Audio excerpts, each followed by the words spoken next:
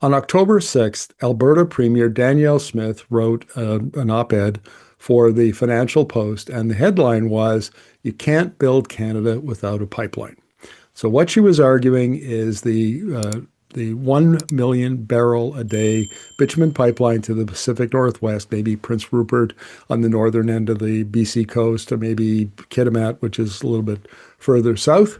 That would be the terminus of the pipeline. And she said that it's the single most economically important nation-building project Canada can undertake. Alberta Premier Danielle Smith, you are wrong. And I'm going to demonstrate in this video why you're wrong. Now, I'm going to do a couple of things first. There are a lot of unsupported claims in her op-ed, and I'm going to take two of them and show you why they're wrong. And then I'm going to talk about where she's coming from. Where does she get these ideas? What is her worldview founded on? And I'm going to explain that. And then I'm going to talk about the consequences of all of that. So first of all, two claims. She claims that global demand for oil is still rising, and countries in Asia and Europe want more Canadian oil. Okay. Yes, oil demand is still rising. When the International Energy Agency says we're going to have peak oil demand in 2029 and 2030, that means it will rise until it gets to the peak, right? So nobody disputes the fact that we're going to have rising demand. But it's important to note that given the decision by OPEC to reopen the taps and bring in production that it had curtailed to keep the price up, and the softening economy that is created, the global economy is created by Donald Trump's tariffs, the growth in demand has slowed dramatically. And in fact, we may see peak oil demand much sooner simply because of the soft economy. Okay, but nevertheless, it's going to the forecasts are for very moderate growth out to 2030, maybe from 103 million barrels a day to 105 million barrels a day max. That's one thing.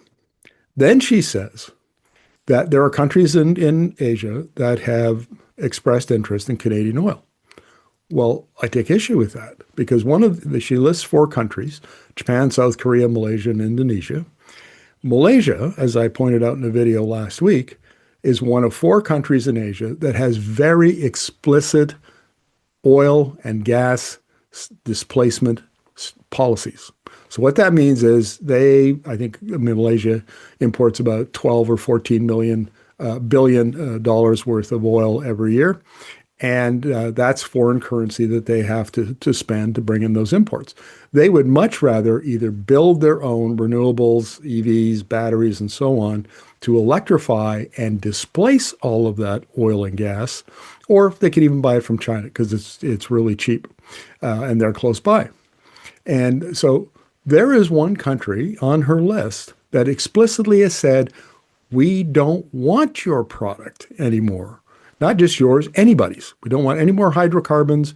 We are going to electrify and displace those hydrocarbons.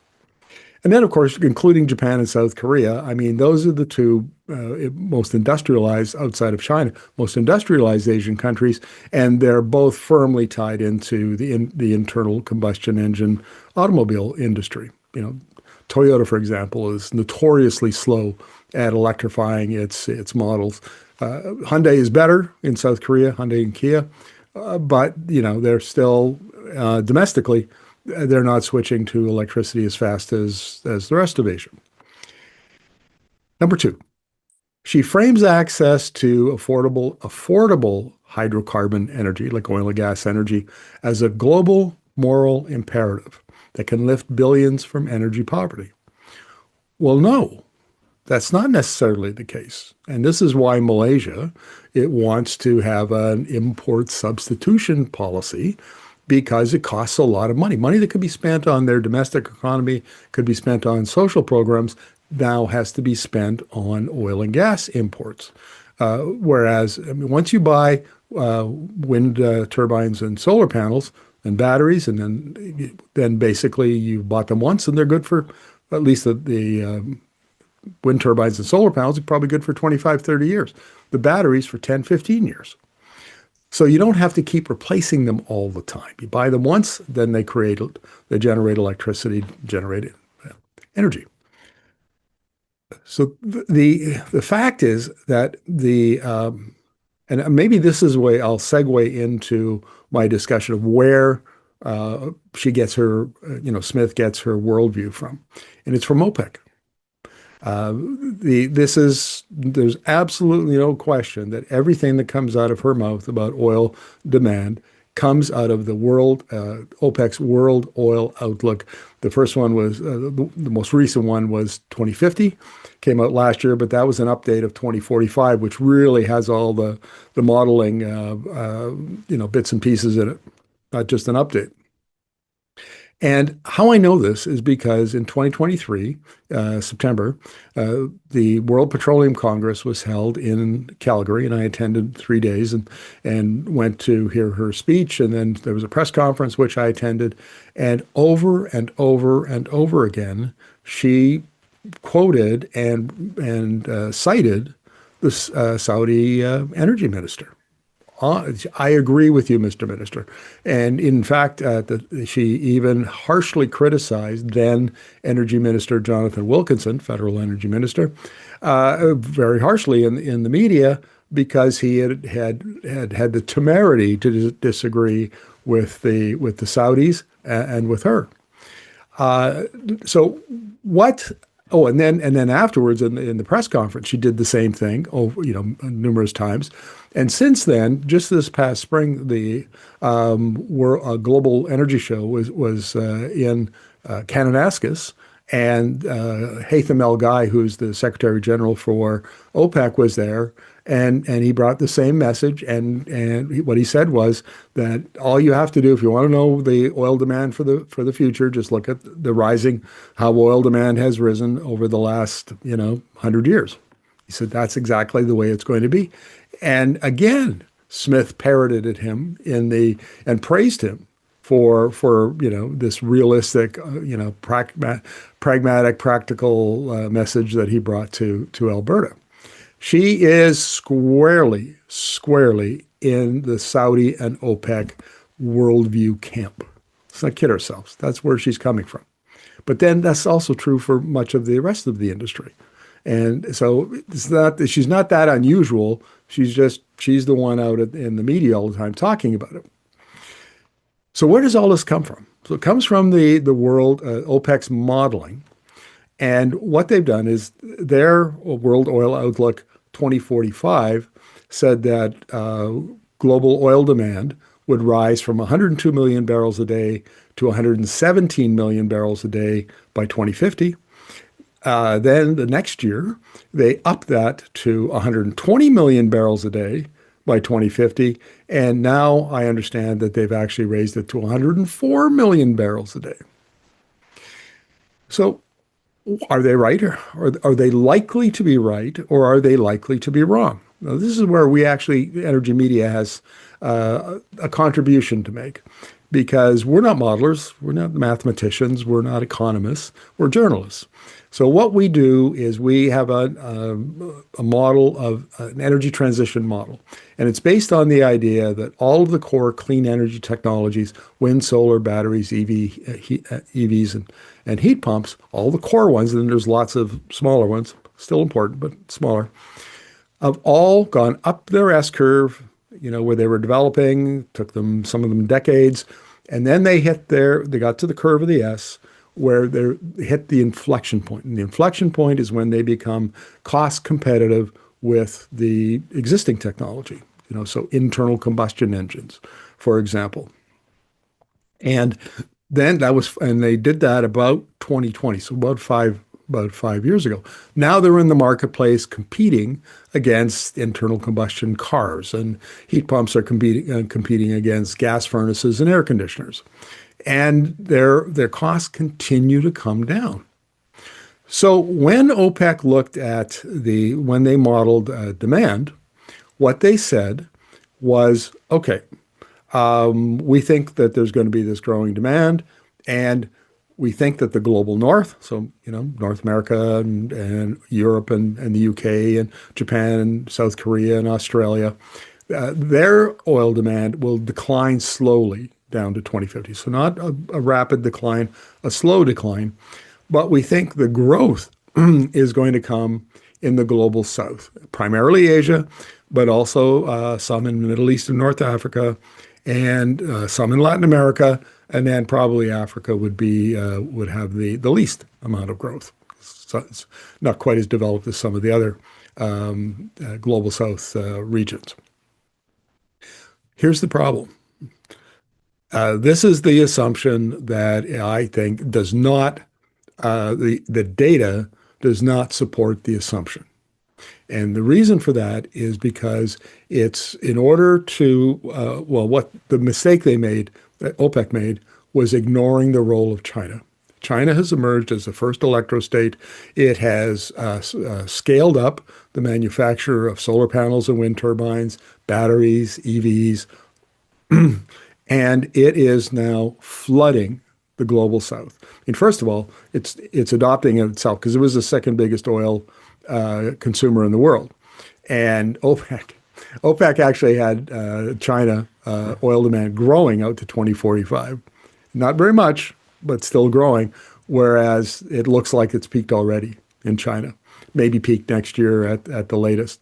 But it's because they're electrifying their transportation sector, and it's not just cars and trucks now, or cars and light trucks. Now it's two-wheelers and three-wheelers and truck or heavy duty and medium duty and buses and transit and all sorts. They're literally their entire transportation sector is in the midst of rapid electrification, and it's already displaced some oil demand. So the issue is that China has figured this out. They've got the manufacturing, they've got overcapacity in manufacturing. They can produce about twice as much as the world needs of any of those technologies. And so what they've done is they've decided that they are going to, in their geopolitical conflict and struggle competition with the United States, they're going to serve the emerging economies of the global south. And so they're exporting in enormous amounts of EVs and solar panels and wind turbines and batteries. And not only that, they're building dozens and dozens and dozens of factories. So they're building EV factories and battery factories and solar panel factories, or they've got assembly plants all over the place. And they're also going after Europe in a big way, because Europe their tariffs aren't nearly as high as North America. So the Chinese EVs can be competitive in in Europe in a way that they can't be in North America, where you've got 100% tariffs.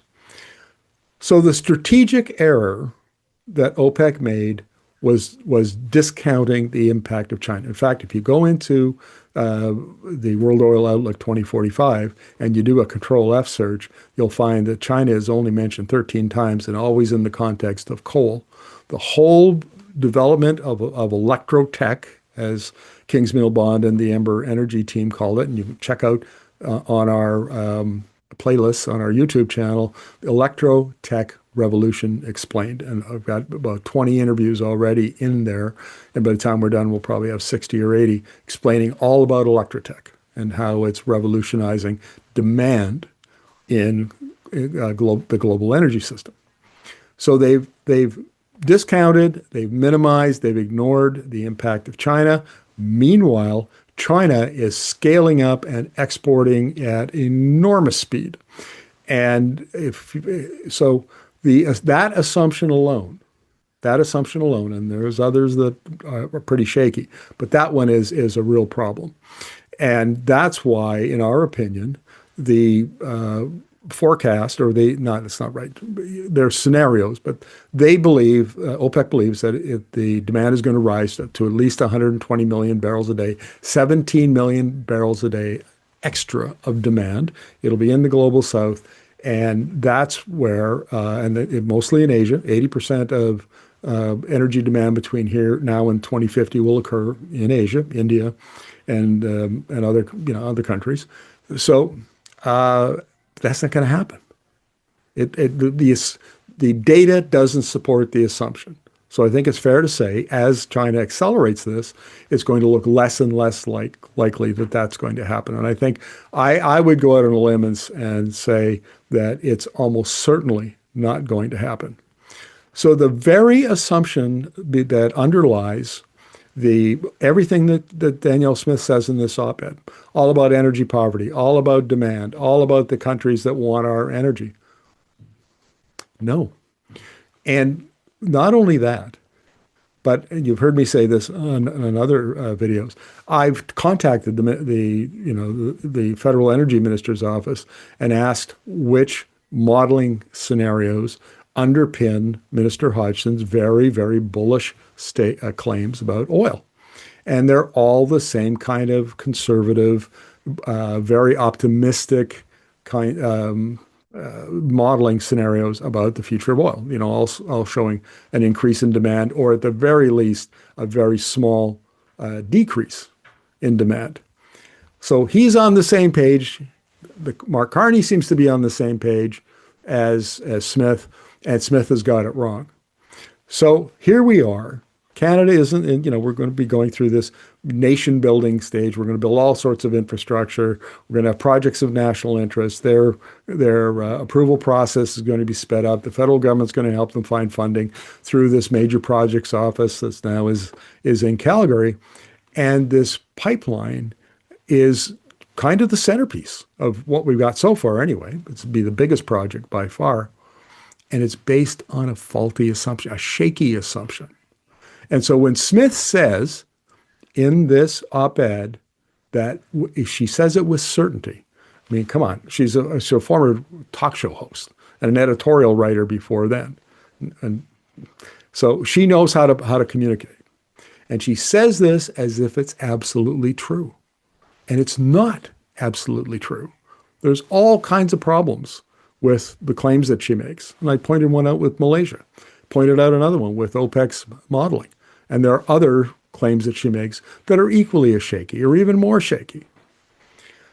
Don't let Danielle Smith completely dominate the Alberta, the national conversation, the Canadian conversation about this pipeline, because what she's saying is not credible. And we shouldn't be surprised, because she says a lot of things about, healthcare and education and so on, if you pay attention to Alberta politics, that are not credible. So there's no reason why we should believe that this is credible just on that basis. But then when you go and you check the assumptions, check her claims, they really aren't credible. So push back on social media, call your MLA, call your MP, write, email, do something, but push back, because this is the dominant view outside of BC, because, British Columbians aren't crazy about that pipeline. But polls are showing 60, 70% of Canadians support that pipeline because they don't know anything about it. So share this video, share other videos that we're going to be doing or have done on this, and try to educate your fellow Canadians. This is a bad piece of business. And there's a reason why private companies don't want to invest in it. It's not just regulations. It's the uncertainty of even the short to medium term of global oil demand, but from medium to long term is very, very uncertain. And that carries a lot of risk. These are big projects. Public money will be involved in some way, billions of dollars, you can bet on it. And we are not in a position where we can risk public dollars on risky projects. We've got better projects than that.